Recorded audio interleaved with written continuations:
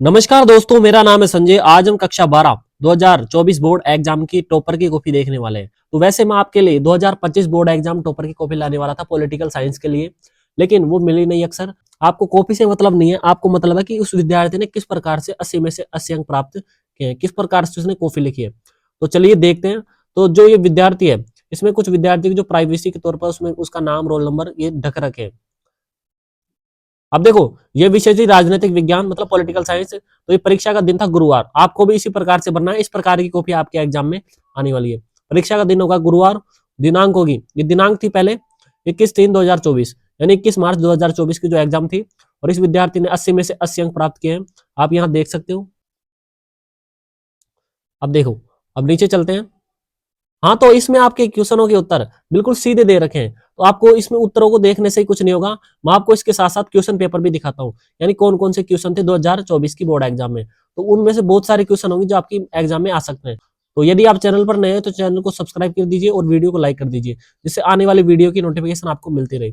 हाँ, तो ये आपका उच्च माध्यमिक परीक्षा 2024 का जो राजनीति विज्ञान है 2024 का ये पेपर है, क्वेश्चन पेपर है। इसमें क्वेश्चन क्वेश्चन दे रखे हैं और उस विद्यार्थी ने उत्तर लिखे हैं। तो इसमें जो कुछ निर्देश दे रखे हैं, और ये आपका खंड है, खंड आता है, और इसके इसमें सभी प्रश्न दे रखे हैं। तो हम सभी प्रश्नों के उत्तर देखेंगे साथ साथ में, और इसके उत्तर भी देखते चलेंगे। तो चलिए शुरू करते हैं। आपका पहला प्रश्न है कि सोवियत संघ के विघटन में किस नेता की महत्वपूर्ण भूमिका रही। और दूसरा प्रश्न है आसियान क्षेत्र मंच की स्थापना कब हुई। पहले प्रश्न में मिखाइल गोर्बाचेव नहीं दे रखा है, तो इसलिए आपको करना पड़ेगा बोरिस येल्सिन, क्योंकि उनके बाद यही बने थे। हाँ, तो इस विद्यार्थी ने खंड ए बनाकर बिल्कुल दोनों प्रश्नों के उत्तर सही कर रखे हैं। पहले में कर रखा है बोरिस येल्सिन, जो कि केंद्रीय भूमिका रही किस नेता की सोवियत संघ के विघटन में। और दूसरे प्रश्न का उत्तर रखा है 1994, मतलब कि आसियान क्षेत्रीय मंच की स्थापना। अब देखो, बहुत से विद्यार्थी यहाँ पर क्या करते हैं, जो कि आपको ये दे रखे हैं परीक्षक द्वारा प्रदत्त अंक और प्रश्न संख्या। अब देखो, जो परीक्षक द्वारा जो प्रदत्त अंक है, इसमें क्या कर देते हैं बहुत से विद्यार्थी इस वाले डिब्बे में, ये क्या है कि प्रश्न संख्या लिख देते हैं, जैसे कि प्रश्न संख्या 1, प्रश्न संख्या 2 लिख देते हैं। लेकिन ये इसलिए नहीं होता है। प्रश्न संख्या लिखी जाती है इसमें, प्रश्न संख्या इसमें लिखी जाती है केवल 1, 2 बाई कौन सा प्रश्न है ये करना है केवल इसमें। और इसमें क्या होता है कि एग्जामिनर नंबर देता है इस वाले डिब्बे में, जिस प्रकार दे रखा है यहाँ पर देख सकते हो आप। आपका तीसरा प्रश्न है नेपाल में राजतंत्र का अंत कब हुआ। और चौथा प्रश्न है संयुक्त राष्ट्र संघ के किस महासचिव को 2001 में नोबेल शांति पुरस्कार मिला। हाँ, तो आपके जो तीसरा प्रश्न है नेपाल में राजतंत्र का अंत कब हुआ, तो नेपाल में राजतंत्र का अंत हुआ था सन 2008 में। आपका फिर चौथा प्रश्न है कि किस महासचिव को वो मिला था नोबेल शांति पुरस्कार 2001 में, तो ये मिला था काफी ए अन्नान। आपका आपका पांचवा प्रश्न है कि युद्ध की आशंका को रोकना क्या कहलाता है, तो ये कहलाता है अपरोध। और सन 1992 में आयोजित रियो डी जेनेरो सम्मेलन किसका, यानी उसका मुख्य उद्देश्य क्या था, तो ये था पर्यावरण और विकास। तो बिल्कुल इस विद्यार्थी ने युद्ध की आशंका को रोकना कर रखा है अपरोध, बिल्कुल सही कर रखा है। और जो रियो डी जेनेरो सम्मेलन था उसमें कर रखा है पर्यावरण और विकास, बिल्कुल सही है। आपका सातवां प्रश्न है कि वर्ल्ड सोशल फोरम की प्रथम बैठक किस देश में हुई, तो ये किस देश में हुई थी, तो ये हुई थी कब, ब्राजील में हुई थी। और कब हुई थी वर्ल्ड सोशल फोरम की बैठक, 2001 में। और एक और प्रश्न पूछा जाता है कि वर्ल्ड सोशल फोरम की जो चौथी बैठक है वो कहाँ हुई और कब हुई, तो ये 2004 में हुई थी, मुंबई में हुई थी। आठवां प्रश्न है कि मेघालय राज्य का निर्माण किस वर्ष हुआ। और मेघालय राज्य असम से अलग होकर बना था। हाँ, तो अब इस प्रश्न का सही उत्तर है ब्राजील, यानी कि वर्ल्ड सोशल फोरम की प्रथम बैठक कहाँ हुई थी, ब्राजील में हुई थी। सही उत्तर रहेगा इसका। और आपका अगला प्रश्न है कि जो मेघालय राज्य का निर्माण है किस वर्ष हुआ, तो मेघालय राज्य का निर्माण हुआ था सन 1972 में। और मेघालय असम राज्य से अलग होकर बना था सन 1972 में। आपका नौवां प्रश्न है कि संयुक्त राष्ट्र में मानवाधिकार परिषद की स्थापना कब हुई। और 10वां प्रश्न है कि दूसरी पंचवर्षीय योजना के योजनाकार कौन थे। हाँ, तो आपके 9वें प्रश्न का उत्तर है कि संयुक्त राष्ट्र में मानवाधिकार परिषद की स्थापना कब हुई, तो ये हुई थी सन 2006 में। और आपका अगला प्रश्न है कि जो जो दूसरी पंचवर्षीय योजना है उसके योजनाकार कौन थे, तो इसके योजनाकार थे पीसी महालनोबिस। अब यदि आपसे पूछे कि प्रथम पंचवर्षीय योजना के योजनाकार कौन थे, तो वो थे जवाहरलाल नेहरू, जवाहरलाल नेहरू। आपका 11वां प्रश्न है कि नीति निर्देशक सिद्धांत के हवाले से भारतीय संविधान के किस अनुच्छेद में अंतरराष्ट्रीय शांति सुरक्षा को बढ़ावा देने के लिए कहा गया है।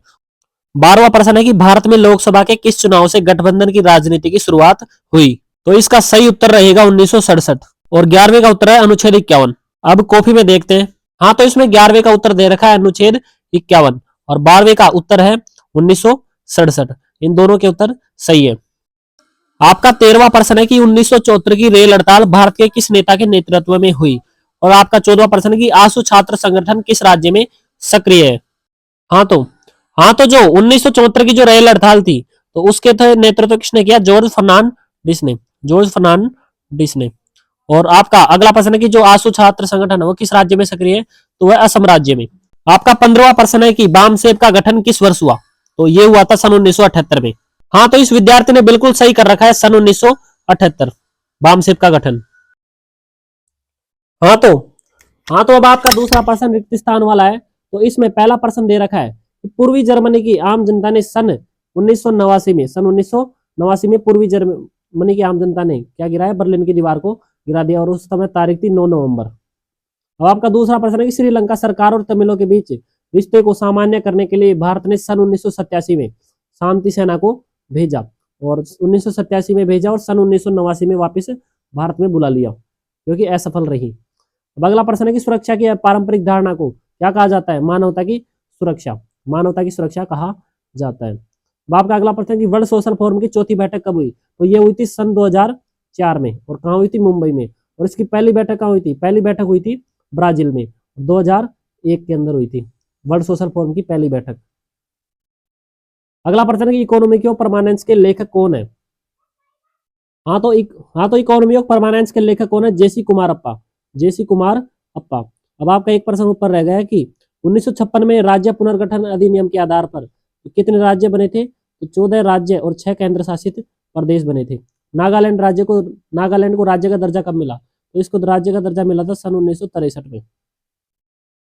तो आपके रिक्त स्थान खत्म हो जाते हैं। अब कॉपी में भी देख लेते हैं एक बार। हाँ तो इसमें सभी प्रश्न सही हो रहे हैं कि जो बर्लिन की दीवार 9 नवंबर 1989 को गिराएगी, 1987 में भारत ने शांति सेना भेजी, और जो सुरक्षा की पारंपरिक धारणा को मानवता की सुरक्षा कहा जाता है। और जो वर्ल्ड सोशल फोरम की चौथी बैठक 2004 में हुई थी मुंबई में, और 14 राज्य और 6 केंद्र शासित प्रदेश थे। और जेसी कुमार अप्पा, और 1963 नागालैंड राज्य को दर्जा मिला। अब आपका तीसरा प्रश्न अति लघुरात्मक प्रश्न है। तो इसमें प्रश्न दे रखे हैं, जर्मनी का एकीकरण हो गया, संयुक्त राष्ट्र सुरक्षा परिषद के स्थायी सदस्यों के नाम, वीटो पावर हो गई, सुरक्षा के 2 स्वरूप हो गए, वैश्विक मामलों से सरोकार रखने वाले क्लब रोम द्वारा प्रकाशित पुस्तक का नाम, भारत में मूलवासी किन्हें कहा गया, वैश्वीकरण का अर्थ हो गया, भारत में भाषा के आधार पर सर्वप्रथम किस राज्य का निर्माण हुआ, वामपंथ से क्या अभिप्राय है, भारत में 7 बहनों का भाग किस क्षेत्र को कहा जाता है। तो हम इसके उत्तरों को देख लेते हैं फटाफट से, क्योंकि वीडियो ज्यादा लंबी हो जाएगी। तो इस विद्यार्थी ने तीसरे प्रश्न का उत्तर सही कर रखा है कि जर्मनी का एकीकरण कब हुआ, तो ये हुआ था सन 1990 में, बिल्कुल सही कर रखा है। अब अगला प्रश्न है कि संयुक्त राष्ट्र सुरक्षा परिषद के 2 स्थायी सदस्यों के नाम, तो ये हो गया ब्रिटेन और फ्रांस, बिल्कुल सही है। अब अगला है कि वीटो पावर क्या है। अब देखो वीटो पावर में जो 5 स्थायी सदस्य होते हैं सुरक्षा परिषद के, तो उनमें से एक भी सदस्य किसी भी मामले को लेकर जो मना कर देता है, तो उस फैसले को टाल दिया जाता है, तो इसे कहा जाता है वीटो पावर। तो इस विद्यार्थी ने कर रखा है कि वीटो का शाब्दिक अर्थ है कि मैं मना करता हूँ, यानी किसी भी काम को मना कर देते हैं। तो के 5 स्थायी सदस्य देश किसी भी मुद्दे पर वीटो पावर का इस्तेमाल करते हैं, तो वह प्रस्ताव खारिज हो जाता है, मतलब कि उसको मिटा दिया जाता है। कोई भी बड़ा फैसला लिया जाता है और उस बड़े फैसले में यदि उन 5 देशों में से एक भी देश मना कर देता है, तो उसको क्या कर दिया जाता है, खारिज कर दिया जाता है, रिमूव कर दिया जाता है। अब अगला है कि सुरक्षा के मुख्य रूप से 2 स्वरूप होते हैं, एक तो परंपरागत सुरक्षा और अपरंपरागत सुरक्षा। इस सुरक्षा के 2 प्रकार है, परंपरागत और अपरंपरागत। वैश्विक मामलों से सरोकार रखने वाले क्लब ऑफ रोम द्वारा प्रकाशित पुस्तक का नाम क्या है, तो इसका नाम है लिमिट टू ग्रोथ, इस पुस्तक का नाम है। भारत में अनुसूचित जनजाति के लोगों को मूलवासी कहा जाता है, यानी मूलवासी के बाद प्रश्न पूछा है कि भारत में मूलवासी किसे कहा जाता है। भारत में जो अनुसूचित जनजाति के लोग हैं उन्हें क्या कहा जाता है, मूलवासी कहा जाता है। अब वैश्वीकरण का अर्थ क्या है, तो वैश्वीकरण का अर्थ है कि विचार, पूंजी, वस्तु और लोगों का विश्व के विभिन्न भागों में प्रवाह होना, यानी जो किसी भी प्रकार से प्रवाह होता है, प्रवाह हो सकता है, पूंजी का प्रवाह हो गया, वस्तु का हो गया, लोगों का हो गया, किसी भी प्रकार का जो एक स्थान से दूसरे स्थान पर जाना क्या कहलाता है, वैश्वीकरण कहलाता है। अब इसमें कोई भी चीज जा सकती है, पूंजी हो गई, वस्तु हो गई। भारत में भाषा के आधार पर बनने वाला जो पहला राज्य था वो था आंध्र प्रदेश। आंध्र प्रदेश राज्य बना था। आंध्र प्रदेश राज्य का निर्माण कब हुआ, सन 1953 में, सन 1953 में हुआ था। और इस समय एक क्रांतिकारी थे, उसकी भी मृत्यु हो गई थी आंध्र प्रदेश राज्य के निर्माण में, तो ये थे पोटी श्री रामुलु। हाँ तो अब आपका प्रश्न है कि वामपंथी विचारधारा और दक्षिणपंथी विचारधारा, तो ये प्रश्न आपका वैश्वीकरण चैप्टर से आया है। तो वामपंथी विचारधारा ये होती है कि वैश्वीकरण से जो गरीब लोगों को क्या हुआ है, नुकसान हुआ है। तो गरीब लोगों का समर्थन करते हैं वामपंथी विचारधारा वाले लोग। तो वामपंथ से उन लोगों की ओर संकेत किया जाता है जो गरीब और पिछड़े सामाजिक समूह की वफादारी करते हैं और इन तबकों का फायदा पहुंचाने वाली सरकारी नीतियों को समर्थन करते हैं। और भारत में पूर्वोत्तर के 7 राज्यों को क्या कहा जाता है, 7 बहनों के नाम से जाना जाता है। इनको 7 सिस्टर, जो 7 सिस्टर के नाम से भी जाना जाता है, 7 बहनों के नाम से। हाँ, तो अब आपका खंड ब आ जाता है। इसमें 2-2 नंबर वाले प्रश्न है। अब तक आपने जितने भी प्रश्न देखे वो 1 नंबर वाले प्रश्न थे। तो इसमें जो चौथा प्रश्न है कि मार्शल योजना से क्या तात्पर्य था और भारत को सुरक्षा परिषद में स्थायी सदस्य के रूप में शामिल किया जाना चाहिए। तो इसके 2 तर्क लिखिए, यानी क्यों किया जाना चाहिए भारत को। निरस्त्रीकरण से क्या अभिप्राय है, पर्यावरण और सुरक्षा में, पर्यावरण संरक्षण में भारत का महत्वपूर्ण योगदान है। इस कथन को 2 बिंदु संक्षेप में बताइए। आजादी के पश्चात भारत को किन 2 चुनौतियों का प्रमुख रूप से सामना करना पड़ा। बॉम्बे प्लान की मूल अवधारणा क्या थी, यानी बॉम्बे प्लान क्या है, संक्षेप में बताइए, छोटे रूप में बताइए। भारत में गठबंधन राजनीति का क्या प्रभाव पड़ा, कोई 2 प्रभाव लिखिए। अब आपका जो 9वां प्रश्न है कि 11वां प्रश्न है, भारत की राजनीति में दल बदल से क्या अभिप्राय है। ये 12वां प्रश्न, 1974 में गुजरात छात्र आंदोलन के कोई 2 कारण लिखिए। भारत में आपातकाल लागू होने के क्या सबक मिले, कोई 2 सबक लिखिए। क्षेत्रवाद को रोकने हेतु कोई 2 उपाय बताइए। भारत के 2 राष्ट्रीय दलों के नाम बताइए। अब पहले हम इन प्रश्नों के सभी के उत्तर देख लेते हैं कॉपी में। तो चौथा प्रश्न था मार्शल योजना का। तो मार्शल योजना प्रश्न पूछा है एग्जाम में। तो द्वितीय विश्व युद्ध के बाद अमेरिका ने क्या किया, यूरोप के देशों की अर्थव्यवस्था में मदद की, जिसे मार्शल योजना के नाम से जाना जाता है। अब देखो मार्शल कौन थे, मार्शल अमेरिका के राष्ट्रपति थे जिन्होंने क्या किया, यूरोप दूसरे विश्व युद्ध के बाद यूरोप की अर्थव्यवस्था पूरी तरह डगमगा गई। तो इसलिए मार्शल ने क्या किया, सन 1948 में मदद की, जिसे मार्शल योजना के नाम से जाना जाता है। तो इस विद्यार्थी ने सन 1948 तो नहीं लिखा, लेकिन इसने बिल्कुल सही लिखा है और इसको 2 में से 2 पूरे 2 में से 2 नंबर इसको पूरे मिल गए। अब देखो अगला प्रश्न है कि भारत को सुरक्षा परिषद का स्थायी सदस्य के रूप में भारत को क्यों शामिल किया जाना चाहिए, यानी भारत के शामिल करने के क्या क्या कारण हो सकते हैं, यानी भारत को भी सुरक्षा परिषद का स्थायी सदस्य होना चाहिए। अब देखो इस विद्यार्थी ने लिखा है 2 तर्क लिखना है परीक्षा में। तो भारत विश्व का सबसे बड़ा लोकतांत्रिक देश है, यानी कि भारत क्या है कि जब से स्वतंत्र हुआ है जब तब से क्या है लोकतांत्रिक देश बना हुआ है। अगला है कि भारत संयुक्त राष्ट्र संघ के बजट में नियमित रूप से क्या देता है, योगदान देता है। ये कभी भी चूका नहीं है, अपना योगदान दे रहा है और ये कभी भी अपने भुगतान से चूका नहीं है।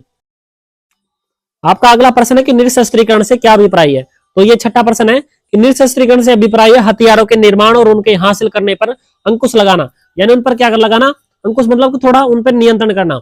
निरस्त्रीकरण में हथियारों के कम से कम उपयोग पर बल दिया जाता है। निरस्त्रीकरण को बढ़ावा देने के लिए अनेक कदम उठाए गए और इसके लिए कई संधियां भी की गई, जैसे कि एंटी बैलिस्टिक मिसाइल संधि। अब एंटी बैलिस्टिक मिसाइल संधि कब हुई, सन 1972 में, मई 1972 में। अब आपका अगला 7वां प्रश्न है कि पर्यावरण संरक्षण में भारत का महत्वपूर्ण योगदान रहा है। इस कथन को 2 बिंदुओं से स्पष्ट करना है। तो भारत एक विकासशील देश है, इसलिए भारत के उद्योगों द्वारा कम उत्पादन किया जाता है। तो भारत के उद्योगों द्वारा क्या किया जाता है, कम उत्पादन किया जाता है। लेकिन क्या होता है, पर्यावरण प्रदूषण कम, जिससे पर्यावरण प्रदूषण कम होता है। अब देखो भारत में क्या है कि पर्यावरण प्रदूषण कम होता है क्योंकि यहाँ पर उद्योगों धंधों का क्या है, विकास थोड़ा अपेक्षा कम है, विकासशील विकसित देशों की अपेक्षा कम है। अब देखो दूसरा टॉपिक है कि भारत वैश्विक तापवृद्धि को कम करने के लिए निरंतर प्रयास कर रहा है, जिससे ओजोन परत अपक्षय कम से कम हो। ओजोन परत क्या होती है, जब सूर्य से आने वाली जो हानिकारक पराबैंगनी किरणें होती है, हानिकारक पराबैंगनी कहाँ पे आएगी, पृथ्वी पे आएगी। और पृथ्वी पर जो ऑक्सीजन के 3 अणुओं से मिलकर बनी होती है ओजोन परत, जो सूर्य से आने वाली हानिकारक पराबैंगनी किरणों को अवशोषित कर लेती है और हानिकारक बीमारियों से बचाती है पृथ्वी के लोगों को। अब देखो अगला है कि आजादी के बाद भारत की चुनौतियां क्या थी। अब 3 चुनौतियां थी। तो राष्ट्र निर्माण की चुनौती, तो आजादी के बाद सबसे प्रमुख चुनौती राष्ट्र निर्माण की थी। तो इस विद्यार्थी ने बिल्कुल सही लिखा है। धर्म जाति लिंग, धर्म जाति वर्ग भाषा आदि के लोग रहते थे, तो इन सबको ध्यान में रखकर राष्ट्र का निर्माण करने की एक चुनौती थी। लोकतांत्रिक व्यवस्था को लागू करना, अब दूसरा टॉपिक लिखा है कि लोकतांत्रिक व्यवस्था को लागू करना। आजादी के बाद भारत के सामने लोकतांत्रिक व्यवस्था को लागू करने की एक चुनौती थी। इसके लिए भारत में संसदीय प्रतिनिधित्वात्मक लोकतांत्रिक प्रणाली को अपनाया गया। हाँ, तो देखिए इस विद्यार्थी ने केवल 2 ही चुनौतियों को लिखा है। आप देख सकते हैं यहाँ पर, एक तो लोकतांत्रिक व्यवस्था को लागू करना और एक लिखा है राष्ट्र निर्माण की चुनौतियां। लेकिन भारत के सामने कितनी चुनौतियां थी, कुल 3 चुनौतियां थी। कितनी चुनौतियां थी, 3 चुनौतियां थी, जिनमें क्या था, एक और थी, एक था सामाजिक कल्याण या समाज का विकास किस प्रकार से हो। अब देखो आपका 9वां प्रश्न है कि बॉम्बे प्लान की मूल अवधारणा क्या है, यानी बॉम्बे प्लान क्या है। तो 1944 में बॉम्बे में उद्योगपतियों के एक समूह द्वारा नियोजित अर्थव्यवस्था लागू करने का एक संयुक्त प्रस्ताव तैयार किया गया। इसे बॉम्बे प्लान के नाम से जाना जाता है। इनका उद्देश्य था कि अर्थव्यवस्था में आए गतिरोध को दूर कर अपनी आर्थिक स्थिति में सुदृढ़ बनाना था, यानी इनकी अर्थव्यवस्था सुधारना था। बॉम्बे प्लान की मूल अवधारणा यही है। अब देखो आपका 10वां प्रश्न कि भारत में गठबंधन जो राजनीति है इसके क्या प्रभाव पड़े, तो इसके निम्नलिखित प्रभाव है। तो कांग्रेस के प्रभुत्व की समाप्ति, तो भारत में गठबंधन की राजनीति के परिणाम स्वरूप कांग्रेस पार्टी की स्थिति पहले जैसी नहीं रही, जिसके कारण कांग्रेस का प्रभुत्व समाप्त हो गया। क्षेत्रीय दलों की संख्या में वृद्धि, गठबंधन की राजनीति के परिणाम स्वरूप भारत में अनेक राज्यों में क्षेत्रीय दलों की संख्या में वृद्धि हुई। यह आपका दूसरा टॉपिक हो गया। आपका आपका अगला प्रश्न है कि राजनीतिक दल बदल क्या है, यानी दल बदल क्या है, ये पूछ रहा है इस प्रश्न में कि दल बदल क्या है। तो इसमें देखते हैं कि जब कोई राजनीति में कोई जनप्रतिनिधि किसी एक राजनीतिक पार्टी का चुनाव चिन्ह लेकर क्या कर लेता है कि चुनाव लड़ता है और चुनाव जीत जाता है और जीतने के बाद क्या अपनी पार्टी बदल लेता है, तो इसे क्या कहा जाता है, राजनीतिक दल बदल कहा जाता है। तो ये कई बार एग्जाम में पूछा गया है कि दल बदल क्या है। अब देखो भारत में 1967 के चुनाव में क्या हुआ कि एक जनप्रतिनिधि ने 3 दफा अपनी पार्टी बदल थी, 3 दफा क्या 3 बार क्या बदली थी, अपनी पार्टी बदली थी। इससे आयाराम गयाराम जुमला बहुत मशहूर हुआ, यानी आयाराम और गयाराम ये क्या था, एक कहावत बहुत मशहूर हुई, यानी कि बार बार में क्या है, कभी इस पार्टी से जीतकर कभी उस पार्टी में चले जाना। तो इस प्रकार से दल बदल होता है। अब आपका 12वां प्रश्न है कि 1974 में गुजरात छात्र आंदोलन के क्या कारण थे। तो 1974 में गुजरात में छात्र आंदोलन के 2 कारण निम्नलिखित है। तो 1974 में क्या हुआ कि गुजरात के छात्र अपनी कॉलेज की फीस देने में क्या नहीं थे, समर्थ नहीं थे, क्योंकि कॉलेज की फीस में अत्यधिक वृद्धि हो गई थी। और दूसरा कारण है कि भ्रष्टाचार में भी बहुत वृद्धि हो गई थी, इसलिए गुजरात छात्र आंदोलन करने के लिए उठ खड़े हुए। तो इस प्रकार से क्या है कि गुजरात का छात्र आंदोलन हुआ। अब देखो, अब देखते हैं कि भारत में आपातकाल के क्या सबक मिले। तो भारत में आपातकाल लागू होने के इस प्रकार से है सबक। तो इस विद्यार्थी ने बिल्कुल सही लिखा है कि आपातकाल का पहला सबक तो यही है कि भारत से लोकतंत्र का विदा कर पाना बहुत कठिन है। आपातकाल का दूसरा सबक यह है कि अब अंदरूनी आपातकाल सिर्फ सशस्त्र विद्रोह की स्थिति में ही लगाया जा सकता है। और आपातकाल की सूचना मंत्रिमंडल राष्ट्रपति को लिखित में क्या कर सकते हैं, दे सकते हैं। इसमें को विद्यार्थी को पूरे 2 में से 2 नंबर मिल गए। अब देखो कि क्षेत्रवाद को रोकने हेतु क्या उपाय है। तो सभी क्षेत्रीय पहचानों के अस्तित्व को बनाए रखा जाना चाहिए, अनेक अधिकारों की रक्षा करनी चाहिए ताकि उनमें अलग अलग क्षेत्र बनाने की भावना क्या हो, विकसित न हो। सभी धर्मों, जाति, वर्ग, भाषा के आधार लोगों के बीच क्या हो कि परस्पर तो यहां पर एग्जामिनर ने क्या किया कि फोटो खींचते समय थोड़ी गलती कर दी और यहां पर क्या पता ये पेज रख दिया इसके ऊपर, तो इसके आंसर दिख नहीं रहे इसके नीचे, लेकिन आंसर दिख नहीं रहे, लेकिन आप यहां नीचे देख सकते हो ये मैप दे रखा है और फिर बाकी इसमें नीचे लिखे हैं, ये आप देख सकते हो शॉक थेरेपी। अब शॉक थेरेपी को क्या बताऊं, आपको पता होगा शॉक थेरेपी के बारे में। शॉक थेरेपी के बारे में तो बिल्कुल इजी टॉपिक है। तो शॉक थेरेपी तो इतिहास की सबसे बड़ी ग्रास सेल, रूसी मुद्रा रूबल में गिरावट। आपको एक कॉपी और दिखाऊंगा, एक टॉपर की और कॉपी दिखाऊंगा, आप देख सकते हो। इसके अलावा एक टॉपर की और कॉपी है मेरे पास, ये देख सकते हो।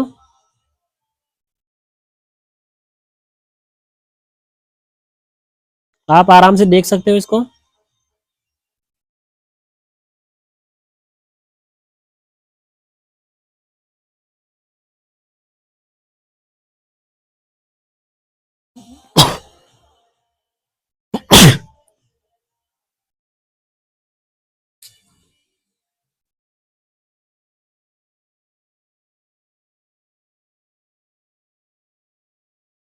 बिल्कुल देख सकते हो, विद्यार्थी ने बिल्कुल सही किया है।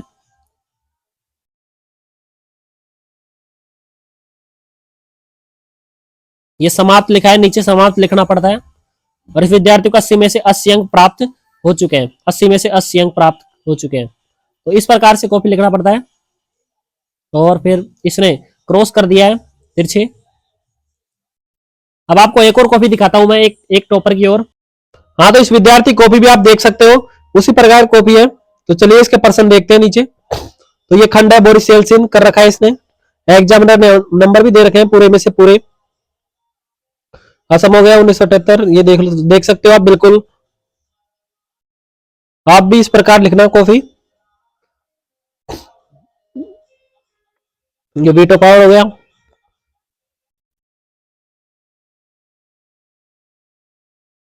देख सकते हो आप।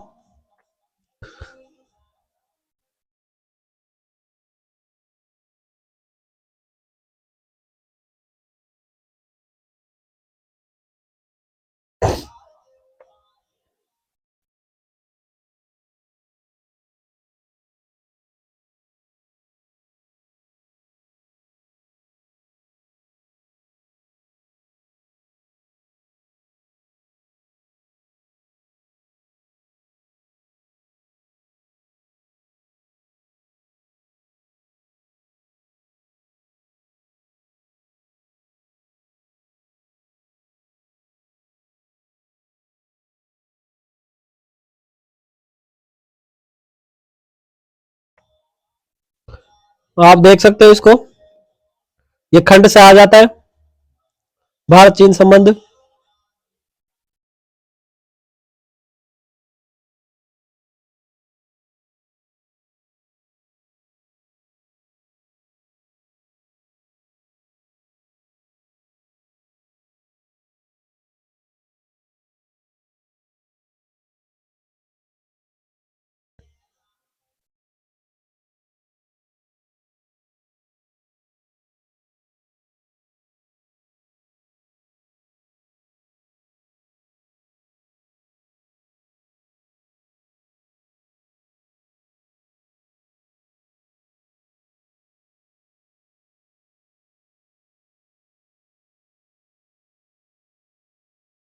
तो इस विद्यार्थी ने 2 पेज छोड़ दिए थे, लेकिन फिर एग्जामिनर लेकिन पूरे नंबर दिए हैं, नीचे लिख दिया इसने।